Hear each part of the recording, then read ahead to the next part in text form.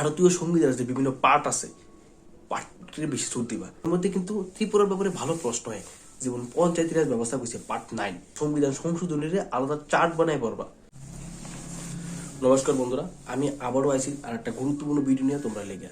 তো আজকের এই ভিডিওর মাধ্যমে আমি তোমরা যারা 2025 সালে ট্যাট 2 পরীক্ষা দিবা আর্টসের থেকে, তারা লেগে আজকের এই ভিডিওটা খুবই গুরুত্বপূর্ণ। কারণ আজকের এই ভিডিওর মধ্যে আমি তোমরা যারা ট্যাট 2 পরীক্ষা দিবা, তোমরা যে সোশ্যাল স্টাডিজের একটা পার্ট আছে রাষ্ট্রবিজ্ঞান, এই রাষ্ট্রবিজ্ঞানের লিগে তোমরা কোন কোন টপিক পড়তে হইব, কোন কোন টপিক থেকে কি প্রশ্ন আইব, এইগুলো সবটি আমি তোমার সামনে তুলে দেবো। তো আমি আজকে সারাদিন বা 2 দিন ধরে তোমরা লিখিয়া যে 7 বছরের যে পরীক্ষা হয়েছে ট্যাট পেপার 2 আর পেপার 1, তো এই 7 বছরের পেপার 2 যে রাষ্ট্রবিজ্ঞানের পার্টটা আছে এটা আমি অ্যানালাইসিস করছি। অ্যানালাইজ করে দেখলাম যে এই পার্ট থেকে প্রতি বছর প্রশ্ন আইয়ে মিস নাই। আমি নিজেও একজন ট্যাট পরীক্ষার্থী ছিলাম, ট্যাট দিছি, পাস করছি। আর পাস করে আমার যে অভিজ্ঞতা আছে এইগুলো নিয়ে কাজে লাগাই তোমরা লিখে আমি এই ভিডিওটা তৈরি করতেছি। তো আমি অ্যানালাইসিস করে দেখছি যে এই টপিক থেকে, এই জায়গা থেকে প্রতি বছর প্রশ্ন আয়ে। তো কোন কোন জায়গা থেকে প্রশ্ন আয়ে, কোন কোন জায়গাটিতে, কোন কোন টপিকটিতে তোমরা বেশি গুরুত্ব দিতে হইব, এই বিষয়টিতে আমি আজকে এই ভিডিওতে তোমরা তুলে দেবো। আজকের এই ভিডিওটা তোমরা লিখে খুবই গুরুত্বপূর্ণ।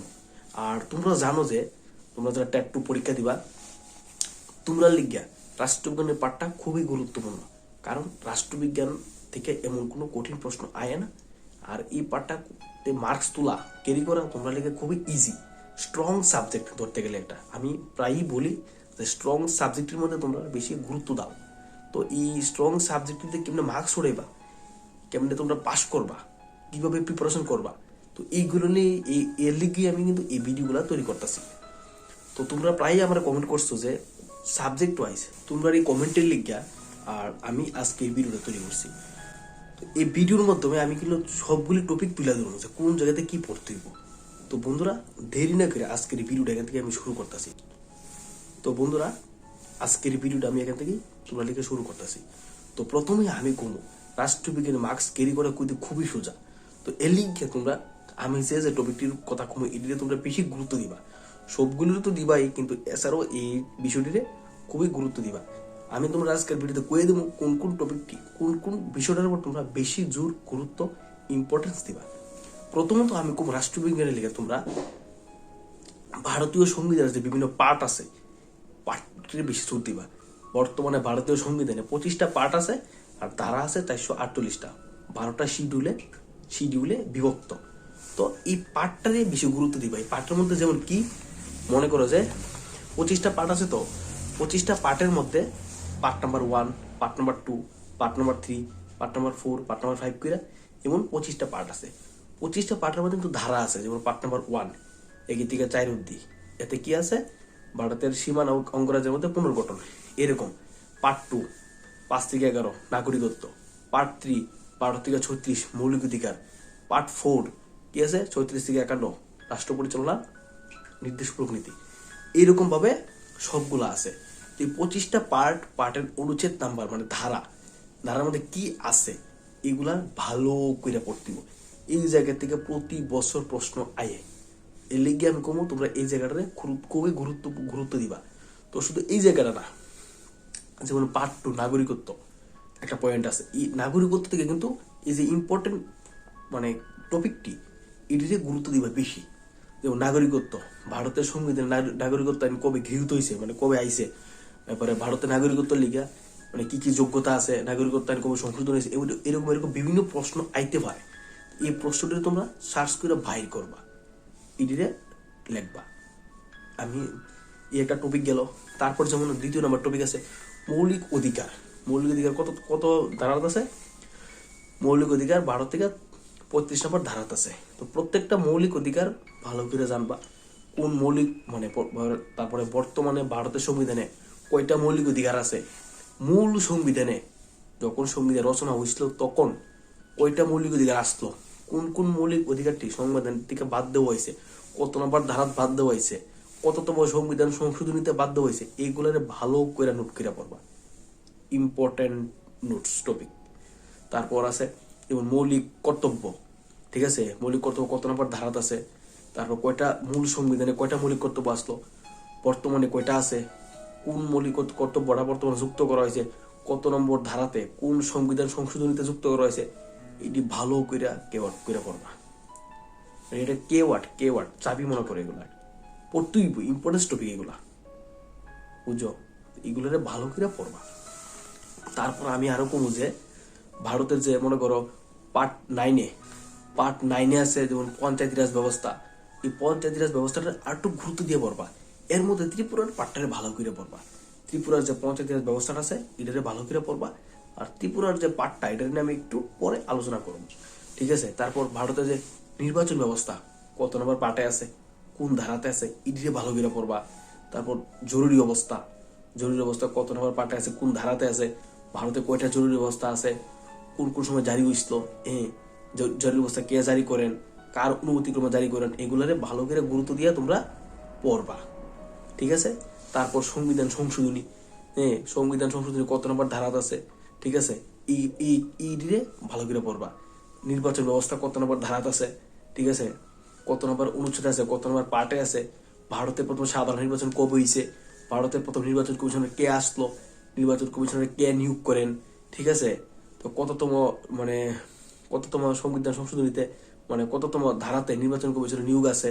তো এই যে প্রশ্নটি আছে ভালো করে পড়বা। সুদা কথা, পার্ট 1, 2, 3, 4 25টা পার্ট আছে, ধারা পড়বা, ধারার লগে যে পয়েন্টটি আছে পয়েন্টটি পড়বা। এই পয়েন্টের মধ্যে মেইন যে গুরুত্বপূর্ণ পয়েন্টটি এটিরে ভালো করে সার্চ করে প্রশ্ন বাইরে করে পড়বা।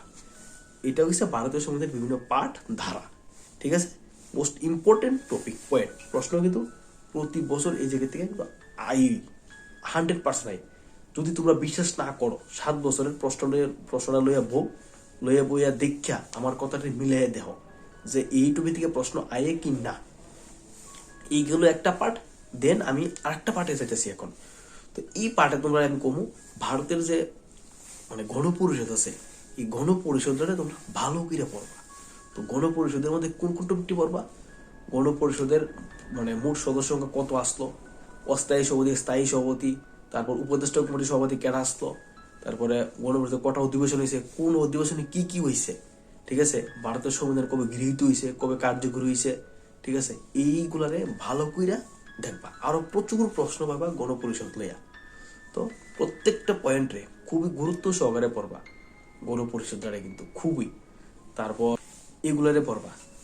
তারপর আমি যেতেছি আরেকটা পার্টে, পরবর্তী পার্টে কি পড়বা, ভারতীয় সংবিধানের বিভিন্ন সংশোধন, বিভিন্ন সংশোধন আছে, ঠিক আছে? যেমন 42তম সংশোধনে কি হয়েছে, 44তম সংশোধনে কি হয়েছে, তারপর 86তম সংশোধনে কি হয়েছে, তারপর 76তম সংশোধনে কি হয়েছে, কবে হয়েছে, এবারে কি কি পরিবর্তন হয়েছে। এই সংবিধান সংশোধনীরে ভালো কিরা পড়তে হইব, ঠিক আছে? বিভিন্ন পার্ট পড়বা, সংবিধানের গণপরিষদ পড়বা। তো এই সংবিধান সংশোধনীরে আলাদা চার্ট বানায় পড়বা, ঠিক আছে? তো এই গুরুত্বপূর্ণ যে সংবিধান সংশোধনী আছে এটিরে ভালো কইরা পড়বা। এটি থেকে প্রশ্ন 100% মিলাই দেখো আমার কথাটি তোমরা, ঠিক আছে? তো এই পার্টটিরে ভালো করে পড়বা। এই যে সংবিধান সংশোধনী 1976 সালের 42তম সংবিধান সংশোধনীতে কোন কোন ওয়ার্ডটি কি করা হয়েছে, তারপর 86তম সংশোধনীতে কি করা হয়েছে, 2002 সালের সংবিধান সংশোধনীতে কোন কোন কি করা হয়েছে, ঠিক আছে? যেমন আমি একটা উদাহরণ দিই তোমরা, যেমন 2002 সালের 66তম সংবিধান সংশোধনের মাধ্যমে সংবিধানের 21 ধারাটি যুক্ত করা হয়েছে। আর এই ধারাতে কোয়া হয়েছে যে 4 থেকে 14 বছর বয়সী সকল শিশুদের বাধ্যতামূলক শিক্ষা ব্যবস্থার কথা। এই যে পয়েন্টটি কইছি আমি, 2002 সালের 66তম সংবিধান সংশোধন, ঠিক আছে, 21 ধারাটা যুক্ত করা হয়েছে। এর কিন্তু 4-5টা প্রশ্ন বাইরে গেছে। তারপর 6 থেকে 14 বছর বয়সী শিশুদের শিক্ষার কথা কোয়া হয়েছে। এই যে পয়েন্টটি, কিওয়ার্ডটি ভালো করে দেখতে হবে তোমরা, মোস্ট ইম্পর্টেন্ট কিন্তু এইগুলা। বুঝো কি কইছি? সংবিধানের বিভিন্ন পার্ট কইছি, গণপরিষদ কইছি, এবার সংবিধান সংশোধনী কইছি তোমরা, ঠিক আছে? 3টা পার্ট কিন্তু কইছি। এইবার আমি অন্য দিকে যাইতেছি। এই যে পার্টটি কইছি এটি তোমরা ভালো করে আলাদা আলাদাভাবে লেখা পড়বা। বিভিন্ন পার্ট লাগবা, গণপরিষদের ব্যাপারে লাগবা, সংবিধান সংশোধনী লাগবা, এইভাবে চার্ট করে পড়বা। নেক্সট আমি পরবর্তী টপিকে যাইতেছি। তারপর আমি কমু যে ত্রিপুরার ব্যাপারে কমু। তো এর মধ্যে কিন্তু ত্রিপুরার ব্যাপারে ভালো প্রশ্ন হয়, যেমন পঞ্চায়েতি রাজ ব্যবস্থা কইছে পার্ট 9। এর মধ্যে থেকে ত্রিপুরার পঞ্চায়েত ব্যবস্থাটা ভালো করে পড়বা। ত্রিপুরার মোট কয়টা পঞ্চায়েত আছে, কয়টা গ্রাম পঞ্চায়েত আছে, কিভাবে নির্বাচন হয়, কয়টা আসন সংখ্যা আছে, তারপর আগরতলা মিউনিসিপ্যালিটি কবে হয়েছে, প্রথম মেয়রকে, এবারে মেয়রকে নিযুক্তি দেন, তারপরে মিউনিসিপ্যালিটির কটা সিট আছে এইগুলারে খুব ভালো করে পড়বা। আগরতলা মিউনিসিপালিটি প্রথম কবে হয়েছিল, কোন রাজা করছিল, ঠিক আছে। দেন যাইবা কি এডিসি, ত্রিপুরা যে এডিসির পার্টটা এটারও ভালো করে পড়বা। প্রথম এডিসি মানে কবে কোন আইনে পাশ করা হয়েছে, ত্রিপুরা সংবিধানে কোন পার্টে আসলো, সি ক্যাটাগরি কোন পার্টে হয়েছিল, মানে কবে কবে মানে সি পার্টের অন্তর্ভুক্ত হয়েছে। তারপরে এডিসির মধ্যে কটা মানে মানে গ্রাম আছে, এডিসি সাধারণ নির্বাচন কবে হয়েছে। তো এইগুলারে ভালো করে দেখবা। দেন তোমরা কি করবা, এগুলো তো পড়বাই। ত্রিপুরা পঞ্চায়েত রাজ ব্যবস্থা, লোকাল সেলফ গভর্নমেন্ট, স্বায়ত্তশাসন ব্যবস্থাটা খুব ভালো করে পড়বা। ত্রিপুরা প্রথম কবে আদমশুমারি হয়েছে, কবে প্রথম ত্রিপুরা নির্বাচন হয়েছে, ত্রিপুরা নির্বাচন কমিশনের কাটা, বর্তমান নির্বাচন কমিশনের কাটা, তারপর ত্রিপুরা নির্বাচন কমিশনের কে নিয়োগ করেন, হাইকোর্ট পড়বা। হাইকোর্ট পড়তে হবে কিন্তু, হাইকোর্টের বিচারপতি বর্তমানে বিচারপতি কাটা, ত্রিপুরার প্রথম হাইকোর্ট কবে হয়েছে, ঠিক আছে। তারপর হাইকোর্টের বিচারপতি কে নিয়োগ করেন, ত্রিপুরার ব্যাপারে এই সমস্তগুলা ভালো করে পড়বা। ত্রিপুরার মোট জেলা কয়টা আছে, তারপরে মোট মহকুমা কয়টা আছে, ব্লক কয়টা আছে, এইরকম ইম্পর্টেন্ট কেওয়ার্ডস গুলো ভালো করে লক্ষ্য করে পড়বা। তো ত্রিপুরার ব্যাপারে তো এইগুলো কইছি, মানে স্বায়ত্তশাসনের ব্যাপারে, পঞ্চায়েত রাজের ব্যাপারে, নগর পঞ্চায়েত কটা আছে, ঠিক আছে। তো এই যে পার্টটি কইছি এটি ভালো করে গুরুত্ব সহকারে পড়বা, যাতে মিস না যায় প্রশ্ন এই জায়গা থেকে। ত্রিপুরার ব্যাপারে কিন্তু প্রশ্ন ম্যাক্সিমাম প্রশ্ন ত্রিপুরা সাধারণ নির্বাচন কবে হয়েছে, আদমশুমারি কবে হয়েছে, এই যে পয়েন্টটি কইছি ভালো করে। ত্রিপুরা সংবিধানে যেমন বিভিন্ন পাঠ কইছি, পাঠের ব্যাপারে বানাইবা। সংবিধানের বিভিন্ন পাঠের ব্যাপারে কইছি, পাঠের ব্যাপারে বানাইবা। গণপরিষদ বানাইবা, সংবিধান সংশোধনী বানাইবা। ত্রিপুরার যে পাঠ কইছি ইডি বানাইবা। মৌলিক কর্তব্যের ব্যাপারে বানাইবা, এবারে মৌলিক অধিকারের ব্যাপারে বানাইবা, আলাদা আলাদা পেজ। সংবিধান সংশোধনের ব্যাপারে বানাইবা, রাষ্ট্র পরিচালনা নির্দেশমূলক নীতির ব্যাপারে বানাইবা। এইভাবে বানাইবা প্রশ্নটি, ত্রিপুরার ব্যাপারে আলাদা বানাইবা। এই পয়েন্টটি কিন্তু খুব ভালো করে পড়ো, যাতে তোমার হাত থেকে না ছুটে। কারণ রাষ্ট্রবিজ্ঞানে কিন্তু তোমরা স্ট্রং সাবজেক্ট, এই জায়গা থেকে বা যদি একটা নাম্বার ছুটে তাহলে পাস করা কিন্তু খুবই টাফ হয়ে যাবে। ইজি সাবজেক্টে আরো স্ট্রং করো, যত স্ট্রং এর থেকে বেশি স্ট্রং করো, তো মার্কস না ছুটে। তো আমি এখন কমো তোমরা আরেকটা গুরুত্বপূর্ণ বিষয় নিয়ে তোমরা কমো। আমি ভারতীয় সংবিধানের যে বিভিন্ন উক্তিগুলিরে খুব ভালো করে পড়তে। তো উক্তি মানে একটা চার্ট বানাইলে বা উক্তি, যেমন ভারতের সংবিধানের মানে সোল অফ কনস্টিটিউশন কে কইছে, এবারে আইডেন্টিটি কার্ড কে কইছে, তারপর তোমার পলিটিক্যাল হরোস্কোপ ইন্ডিয়া কে কইছে, মানে কোন দেশের সংবিধানের আইনজীবীদের স্বর্গরাজ্য বলা হয়। এই যে কে ওয়ার্ডটি কইছি, এই যে তোমরা যে আমি এই যে লাইনটি কইছি উক্তিটি, আরো বিভিন্ন রকম উক্তি আছে। সবগুলি উক্তিতে তোমরা ভালো করে পড়তে উক্তি ভালো করে পড়তে। দেন কি বলবো তোমরা পরবর্তী পার্ট, কোন দেশের সংবিধান থেকে ভারতের সংবিধানে কি কি নেওয়া হয়েছে। যেমন মার্কিন যুক্তরাষ্ট্র থেকে ভারতের সংবিধানে কি নেওয়া হয়েছে, কানাডা থেকে কি নেওয়া হয়েছে, তারপর যে তোমার জার্মানি থেকে কি নেওয়া হয়েছে, জাপান থেকে কি নেওয়া হয়েছে, মানে আয়ারল্যান্ড থেকে কি নেওয়া হয়েছে, এইগুলো কিন্তু পড়তিব। যেমন জাতীয় জরুরি অবস্থা কোন দেশের থেকে নেওয়া হয়েছে, তারপরে নির্বাচন অবস্থা কোন দেশের থেকে নেওয়া হয়েছে, সংবিধান সংশোধনী কোন দেশের থেকে নেওয়া হয়েছে, এই যে ভারতীয় সংবিধানের যে প্রস্তাবনাটা কোন দেশের থেকে নেওয়া হয়েছে বা কোন দেশের সংবিধানে অনুকরণে করা হয়েছে, এই যে পয়েন্টটি আছে খুব ভালো করে কিন্তু পড়তিব, খুব ভালো করে। আমি কি কয়েকটা উদাহরণ দিই তোমরা, কয়েকটা উদাহরণ তোমরা আমি দিই।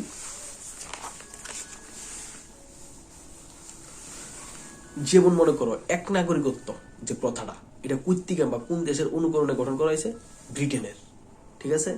ব্রিটেনের অনুকরণে, ব্রিটেনের সংবিধানের অনুকরণে বা ব্রিটেনের সংবিধান থেকে আমরা ভারতের সংবিধান এক নাগরিকত্ব প্রথাটা যুক্ত করা হয়েছে বা করা হয়েছে। এই যে পার্টটি আছে, যেমন নির্বাচন ব্যবস্থা কোন দেশের সংবিধান থেকে নেওয়া হয়েছে, নির্বাচন ব্যবস্থা নেওয়া হয়েছে কানাডার থেকে। এই যে পয়েন্টটি আছে, যেমন আমি মনে করো আমি কইতেছি তোমরা সিরিয়াল ভাবে তোমরা কইতেছি, এক নাগরিকত্ব পাবলিক অ্যাকাউন্টস কমিটি, তারপর যে তোমরা আছে এক নাগরিকত্ব পাবলিক অ্যাকাউন্টস কমিটি, নির্বাচন ব্যবস্থা, জরুরি অবস্থা, সংবিধান সংশোধন পদ্ধতি, তারপর তোমার সুপ্রিম কোর্টের বিচারপতিদের নিয়োগ, ভারতের রাষ্ট্রপতির অপসারণ পদ্ধতি। তো এই যে বিভিন্ন পদ্ধতি আছে, এটি আলাদা চার্ট আছে, সবগুলোই আমার ত্রিপুরা টেট এক্সপিরিয়েন্স চ্যানেলে আপলোড করা আছে। তোমরা গেলে এই চার্টটা পায়া লাইবা। এর মধ্যেই মানে এইগুলো ভালো করে পড়তে। তো এইগুলোতে কিন্তু প্রশ্ন মোস্ট ইম্পর্টেন্ট টপিক কিন্তু এগুলা, কোন দেশের সংবিধান থেকে কি কি নেওয়া হয়েছে, মোস্ট ইম্পর্টেন্ট কিন্তু এগুলা ভালো করে পড়তে হবে। এগুলো আমি যে টপিকগুলো কইছি, যেভাবে কইছি, এই দিকে প্রশ্ন প্রতি বছর তোমরা প্রিভিয়াস এর প্রশ্নটা খুলে গিয়ে দেখো, এবার আমার কইও। তো আমি নেক্সট টপিকে যেতেছি। নেক্সট টপিক হচ্ছে তোমরা বিভিন্ন যে ওয়ার্ডটি কই থেকে নেওয়া হয়েছে, যেমন তোমার এই রিপাবলিক ওয়ার্ডটা কই থেকে নেওয়া হয়েছে, তারপর তোমরা এই কনস্টিটিউশন ওয়ার্ডটা কই থেকে নেওয়া হয়েছে, এরকম কিছু ওয়ার্ড আছে, এই ওয়ার্ডটি কই থেকে নেওয়া হয়েছে এইটি ভালো করে পড়তে হবে। রিপাবলিক, কনস্টিটিউশন, এরপরে তোমার ডেমোক্রেসি যে একটা তোমার টপিক আছে, এই ডেমোক্রেসি ওয়ার্ডটা কই থেকে নেওয়া হয়েছে, ডেমোক্রেটিসের অর্থ কি, এই ওয়ার্ডটি ভালো করে পড়তে হবে। বুঝছো কি কইছি? এই ওয়ার্ডটি আত্মে শুনতে পারতো না। এই যে কইছি আমি পয়েন্টটি, বিভিন্ন উক্তি, ওয়ার্ডস, ঠিক আছে, planning commission, GST, growth and service tax, GST ভারতে কবে আইছে, ঠিক আছে, তো এইগুলারে প্ল্যানিং কমিশন, পরিকল্পনা কমিশন, তো এইগুলা এসসি এসটি শিডিউল কবে ভারতের সংবিধান অন্তর্ভুক্ত হয়েছে, তো তো এইগুলোর ভালো করে কিওয়ার্ডটি ভালো করে পড়তে হইব। এগুলো থেকে প্রশ্ন কিন্তু প্রতি বছরই আয়। তারপরে পরমাসেদের অর্থ কিতা, প্রতিষেধের অর্থ কিতা, প্রতিষেধ পরমাদেশ মানে কি ধরনের শব্দ, এইগুলোর ভালো করে পড়বা। তো বন্ধুরা, এই ছিল রাষ্ট্রবিজ্ঞানের তোমরা নিয়ে ক্লাস। এই টপিকগুলোতে তোমরা গুরুত্ব দেওয়া বেশি পড়ো, এগুলো থেকে প্রতি বছর প্রশ্ন আয়। এছাড়াও তোমরা সিলেবাস অনুযায়ী যেমন ডেমোক্রেসি, লেজিসলেটিভ অ্যাসেম্বলি, তারপরে সুপ্রিম কোর্ট, হাইকোর্ট, এগুলো নিয়ে, এগুলো তো ইজি, এগুলা ক্লাস 10-এর মানে 12-এর যে রাষ্ট্রবিজ্ঞান পাঠ্য বই এগুলো পাইয়া যায় পাগা, সবগুলোই পাইবা। তো আমি কোনগুলোরে তোমরা 2025 সালে গুরুত্ব দিতে হইব এগুলো তোমরা আমরা কইছি। তো আমি কমো যে সিলেবাস অনুযায়ী টপিক ধীরে ধীরে পড়ো, এর মাঝে আমি যে টপিকগুলো কইছি এগুলোরে বেশি গুরুত্ব দিয়ে পড়ো। আশা করি তোমরা এখান থেকে প্রশ্ন মিস হইতো না। তো যেসব জায়গা থেকে প্রশ্ন প্রতি বছর আইয়ে, ইম্পর্টেন্স টপিকটি আমি তোমরা তুলে ধরছি। বন্ধুরা, এক এক নজরে এখন তোমরা সিলেবাসটার দিকে নজর রাখো। তোমরা ত্রিপুরা টেট পেপার 2 যে পলিটিক্যাল সায়েন্সের সিলেবাসটা আছে, এই সিলেবাসটার দিকে তোমরা একটু নজর রাখো। আমি কি কি কইছি তা এই সিলেবাসের মধ্যে আছে কিনা, এই সিলেবাসটা দেখো, তোমরা স্ক্রিনে দেখা যাইতেছে, এইবার দেখো আমি তোমরা বুঝাইতেছি ভালো করে আবার। তো বন্ধুরা, আমি যে তোমরা 25টা পার্টের কথা কইছি, এই 25টা পার্ট যে কইছি ভারতীয় সংবিধানের, এই 25টা পার্টের মধ্যে কিন্তু তোমরা সিলেবাসটা সবটা আছে। তো তোমরা এক নজরে সিলেবাসটা দেখো। আমি তো 25টা পার্টের মধ্যে কী কী কইছি, গভর্নমেন্ট কইছি, তো কেন্দ্রীয় রাজ্য সরকার আছে গভর্নমেন্ট, এই গভর্নমেন্টের পার্টটাও আছে। তারপর তোমার জুডিশিয়ারি কইছি, এটাও আছে। ইলেকশন প্রসেস অফ ইন্ডিয়া, এটাও আমি কইছি কিন্তু। তারপর দিয়ে কনস্টিটিউশন অফ ইন্ডিয়া, এটাও তোমরা কইছি। তো local self government of Tripura, local self government in Tripura, এটাও কিন্তু আমি তোমরা কই দিছি আগে। তো আমি কইলাম এই 25টা পার্টের মধ্যে যা যা কইছি পড়তা সবটাই কিন্তু তোমরা সিলেবাসের মধ্যে আছে, বুঝছো? তো ডেমোক্রেসি পার্টটা ইডি একটু আলাদা। তো ইডি তোমরা ওই কোন বইয়ের মধ্যে পাইবা, এই ডেমোক্রেসি পার্টটাটি ইডি আমি তোমরা এই বইয়ের যে ভিডিও করে আমি দিমু যে কোন ক্লাসের বইয়ের মধ্যে তোমরা এই পার্টটা পাইবা। তো আমি তোমরা তুলে ধরুম। তো আমি যা কইছি তোমরা সিলেবাসে যা যা আছে সবগুলো কিন্তু ভারতীয় সংবিধানের যে বর্তমানে 25টা পার্ট আছে, পার্টের যে ধারা আছে, ধারার লগে যে কি কি আছে বিষয়, প্রতিটি পার্টের মধ্যে কি কি বিষয় অন্তর্ভুক্ত আছে, যে যে বিষয়গুলো আমি কইছি সবটি কিন্তু তোমরা সিলেবাসে আছে। তো এই 25টা পার্ট যদি তোমরা গুরুত্ব দিয়ে পড়ো, তোমরা সিলেবাস কিন্তু কাভার পড়া। তো তোমরা আশা করি তোমরা ভিডিওটা দেখে তোমরা খুবই উপকৃত হয়েছে, বুঝছো তোমরা যে কোন জায়গাতে কী পড়তে হইব। তো তোমরা এই ধারণা লেগে কিন্তু আজকের ভিডিওটা আমি তৈরি করছি। আশা করি এই ভিডিওটা দেখার পর তোমরা আর রাষ্ট্রবিজ্ঞান নিয়ে কোনো সমস্যা হইতো না। আর এই ভিডিওটা যারা যারা দেখছো তোমরা সবাই বুঝবা যে কোন কোন জায়গা থেকে প্রশ্ন আয়, কোন কোন জায়গাতে তোমরা গুরুত্বটা পড়তিব, কী করতিব, কী ফরম লাগবো, কী বাদ দিব, তোমরা ধারণা হয়ে যাবো গা। তো রাষ্ট্রবিজ্ঞান নিয়ে তোমরা আর পরীক্ষার বা ভিতরে কী করতেইব বা পরীক্ষা লিগে কী পড়তিব, তোমরা কোনো সমস্যা হইতো না। তো এই ছিল তোমরা আজকে রাষ্ট্রবিজ্ঞানের ক্লাসটা। তো আশা করি তোমরা এটার থেকে খুবই উপকৃত হইবা। তো পরবর্তী সময়ে রাষ্ট্রবিজ্ঞানের যে কোনো সমস্যা হয় তোমরা আমার কইও, আমি সেই অনুযায়ী তোমাদের সামনে নতুন ভিডিও নিয়ে আমু। বন্ধুরা, এই ছিল তোমার আজকের রাষ্ট্রবিজ্ঞানের ভিডিওটা। তো পরবর্তী সময়ে আমি অন্য ভিডিওতে অন্য সাবজেক্টের জন্য তোমরা কিভাবে প্রিপারেশন করবা, কোন টপিকের উপর গুরুত্ব দিবা, আজকের এই ক্লাসের মতো আমি নিয়ে আমু। তো এরকম গুরুত্বপূর্ণ ইম্পর্টেন্ট ক্লাস পাবার লিগিয়া তোমরা ত্রিপুরা টেট এক্সপিরিয়েন্স চ্যানেলে সাবস্ক্রাইব করে পাশে থাকো। আর প্রতিনিয়ত আমার এই ভিডিওগুলো বিভিন্ন গ্রুপে ছড়িয়ে দাও। আর তোমরা কমেন্ট করো যে এই ক্লাসটার এই টপিকের উপর তুমি একটা ভিডিও দাও, কেমনে পড়তাম, কী করতাম। তোমরা যে কমেন্ট করবা এই কমেন্টের উপরে কিন্তু আমি ভিডিও নিয়ে আওয়ার চেষ্টা করব। তো এই কয়েই আমি আজকের এই ক্লাসটা এখানে শেষ করছি। তো বন্ধুরা, আমি আমার যে লোকাল ল্যাঙ্গুয়েজ, এই ল্যাঙ্গুয়েজে কিন্তু আমি কথা কইছি আজকে, কারণ এই ল্যাঙ্গুয়েজে কথা কইলে আমার ভালো লাগে। তো এই ল্যাঙ্গুয়েজে আমি কথা কই, মানে ভিডিও নিয়ে আওয়ার চেষ্টা করব। তো এই বলে আজকে ভিডিওটা আমি এখানেই শেষ করছি।